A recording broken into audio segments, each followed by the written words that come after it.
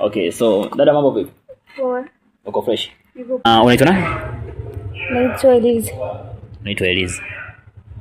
Eliza. Mashallah, uko vizuri? Asante. Mapendeza. Na uzuri unacheki. Na uzuri unacheki. Au sio? Eliza, umeolewa? Nimeolewa ndio. Kweli? Kwa siwezi kupata nafasi hapa. Huwezi. Huyu Eliza vipi huyu? Hamna shida. Nitakupenda tu hivyo hivyo. Kwani nafasi imejaa. Wewe ni mwaminifu?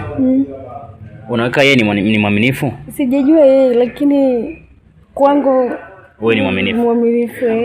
Unavyoona lakini unaona kama anakupenda. Yeye ananipenda na anijali.